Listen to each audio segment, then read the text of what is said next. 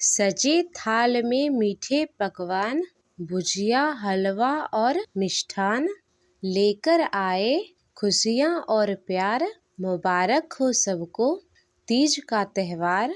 नमस्कार दोस्तों, आज मैं आप सभी के समक्ष कजरी तीज की कथा प्रस्तुत कर रही हूँ। भाद्र कृष्ण पक्ष की तृतीया को कजरी तीज का त्यौहार मनाया जाता है। कजरी तीज को कजली तीज, सातुड़ी तीज, सतुआ तीज, बूढ़ी तीज, यह बड़ी तीज भी कहा जाता है।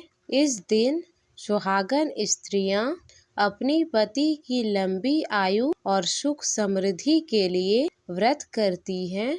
धार्मिक मान्यताओं के अनुसार इस व्रत से प्रसन्न होकर भगवान शिव और माँ पार्वती सभी मनोकामना पूर्ण करते हैं। अगर किसी लड़की की शादी में कोई बाधा आ रही हो तो कजरी तीज का व्रत करने से सभी बाधाएं दूर हो जाती हैं। इस दिन घर में झूला डाला जाता है और स्त्रियां झूला झूलकर अपनी खुशी व्यक्त करती हैं। कजरी तीज का यह व्रत कजली गीतों के बिना अधूरा है। पौराणिक मान्यताओं के अनुसार एक गांव में एक गरीब ब्राह्मण रहता था। भाद्रपद महीने की कजली तीज आई। ब्राह्मण ने तीज माता का व्रत रखा। ब्राह्मणी से कहा, आज मेरा तीज माता का व्रत है, कहीं से चने का सत्तू लेकर आओ। ब्राह्मण बोला, सातू कहाँ से लाऊं? तो ब्राह्मणी ने कहा कि चाहे चोरी करो चाहे डाका डालो, लेकिन मेरे लिए सातू लेकर आओ। रात का समय था। ब्राह्मण घर से निकला और साहूकार की दुकान में घुस गया।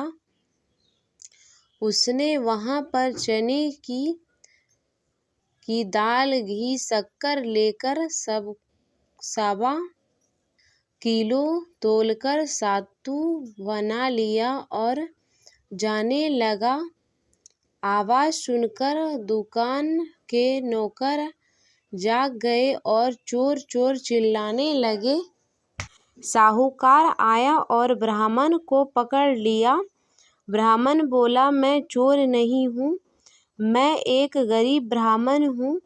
मेरी पत्नी का आज तीज माता का व्रत है, इसलिए मैं सिर्फ यह 1.25 किलो का सातू बना कर ले जा रहा था। साहूकार ने उसकी तलाशी ली। उसके पास सातू के अलावा कुछ नहीं मिला। चांद निकल आया था। ब्राह्मणी इंतजार कर रही थी। साहूकार ने कहा, आज से तुम्हारी पत्नी को मैं अपनी धर्म बहन मानूंगा। उसने ब्राह्मण को सातू, गहने, रुपए, मेहंदी, लच्छा और बहुत सारा धन देकर ठाट से विदा किया। सबने मिलकर कजरी माता की पूजा की। जिस तरह ब्राह्मण के दिन फिर वैसे सबके दिन फिरे। कजली तीज, कजली माता की कृपा सब पर हो।